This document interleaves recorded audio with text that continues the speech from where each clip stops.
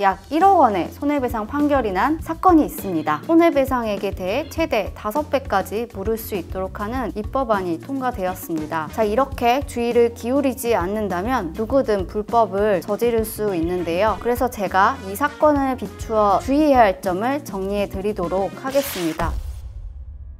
안녕하세요. 특허를 만들고 지키고 키우다 특허 만지키의 손민정 변리사입니다. 오늘은 영상 시작하기 전에 퀴즈를 하나 내볼게요. 디자이너인 여러분들이 A 회사에서 디자인한 옷이 있습니다. 그런데 그 회사를 퇴사한 여러분들이 새로운 회사 B 회사에 입사를 해서 비슷한 옷을 다시 디자인을 합니다. 과연 이것은 법적으로 문제가 될까요? 내가 디자인했던 옷이니 큰 문제가 없을 것이다 라고 생각하는 분들도 있을 텐데, 실제로 유사한 상황에서 약 1억 원의 손해배상 판결이 난 사건이 있습니다. 도대체 무슨 일일까요? 저와 함께 알아보고 영상 마지막에는 이 사건을 통해서 우리가 주의해야 할 점도 이야기해 드릴 테니 끝까지 시청해 주세요.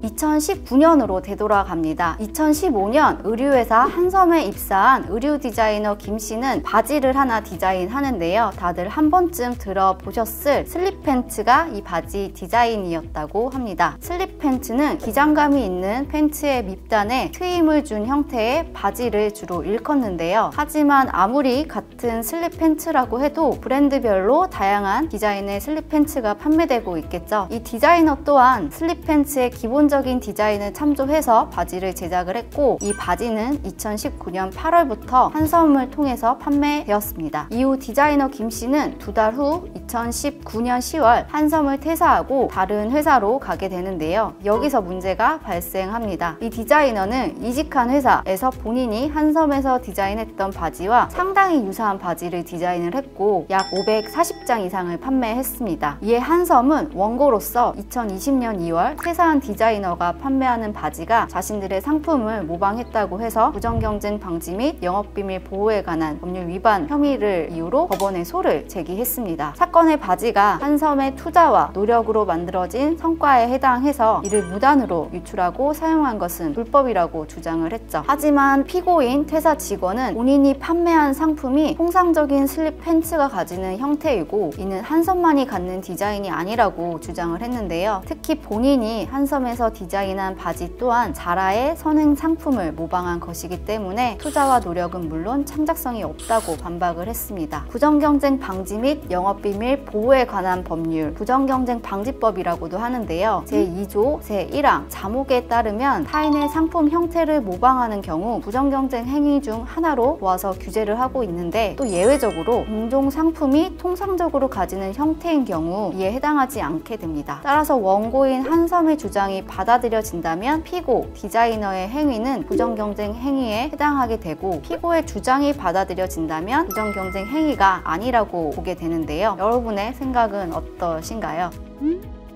1심 재판부는 이 사건에 대해서 한섬의 손을 들어줬습니다. 재판부에서는 피고인 디자이너의 주장처럼 한섬의 제품이 자라의 슬립 팬츠를 참조해서 디자인한 것은 인정을 했는데요. 하지만 한섬이 자라의 디자인을 그대로 모방한 것은 아니지만 퇴사 후 직원이 판매한 바지는 한섬의 디자인과 전체적으로 동일하다고 판단을 했기 때문입니다. 2심 재판부의 판단 또한 동일했습니다. 부정경쟁방지법 제2조 1호 자목의 예외에 해당하지 않는다고, 한섬의 슬립 팬츠에 대한 상품 형태를 피고 디자이너가 모방했다고 보아 피고의 행위가 부정경쟁 행위임을 인정하였습니다. 정리하자면 이 사건에서 1심 법원과 2심 법원은 모두 퇴사 디자이너의 슬립 팬츠는 한섬의 슬립 팬츠와 유사하다고 보았고, 또 한섬의 슬립 팬츠는 일반적으로 시장에 나타나 있는 슬립 팬츠와 흔히 가지는 형태가 아니고 개성이 있는 형태라고 본 것이죠. 결론적으로 한섬이 승소를 하게 된 것인데요.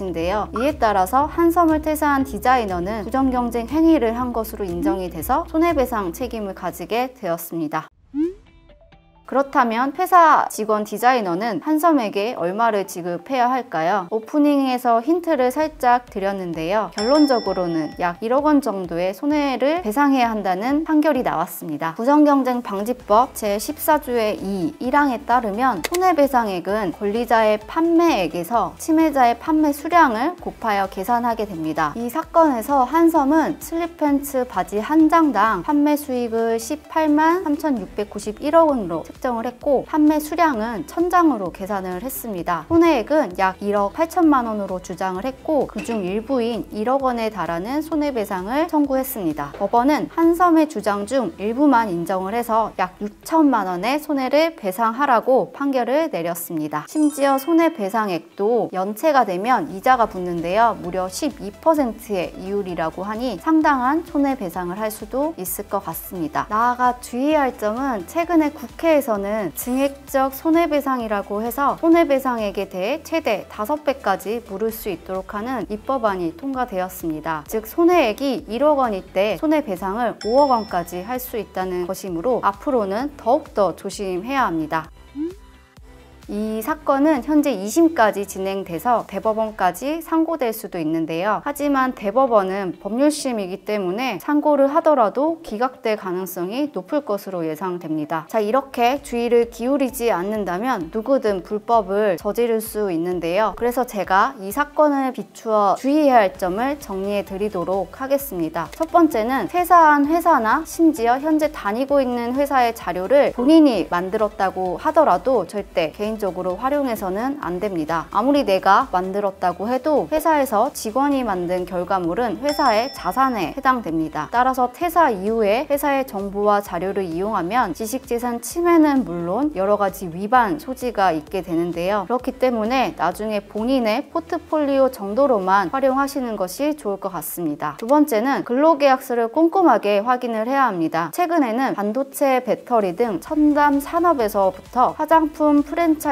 음식점까지 근로계약서에 동종업계 이직금지 약정을 넣는 추세가 있다고 하는데 이는 6개월부터 3년까지 일반적으로 설정을 하고 있습니다. 따라서 근로계약서를 작성하실 때나 이직을 고려 중이실 때는 꼭 근로계약서에 동종업계 이직금지 약정을 확인해 보셔야 합니다. 세 번째는 미리 지식재산권에 대해서 설정을 해 두어야 합니다. 미리 회사 내에서의 디자인 등 본인이 제작한 지식재산권에 대해서 명확히 권리관계를 설정한다면 나중에 논란이 생겼을 때 대처하기가 쉽겠죠. 사전에 회사와 합의를 하거나 영업비밀 등에 대해서 알맞는 관리를 하시면 좋을 것 같습니다. 나아가 본인의 지식재산권이 타인의 권리를 침해하고 있는 것은 아닌지 늘 주의하는 습관도 필요합니다. 마지막으로 손해배상과 관련된 부분인데요. 미리 판매량에 대한 매출 회계를 정리해 두는 것도 좋은 방법입니다. 이 사건처럼 손해배상이 필요한 경우 손해배상액의 산정을 위해서는 침해자의 판매량 등을 고려하는데요. 하지만 권리자가 침해자의 판매량을 파악하기가 쉽지 않겠죠. 이러한 경우 주로 침해자가 광고한 내용을 토대로 손해배상액을 청구할 텐데 즉 침해자가 자신의 광고에 사용한 매출 1위, 1만 장 판매 돌파 등의 내용을 활용해서 이 정도 판매했을 거라는 추정을 하는 것이죠. 하지만 이는 정확하지 않습니다. 따라서 사전에 실질적인 판매량 증빙을 위한 매출 회계도 정리해 두는 것도 좋은 방법이 될 것 같습니다.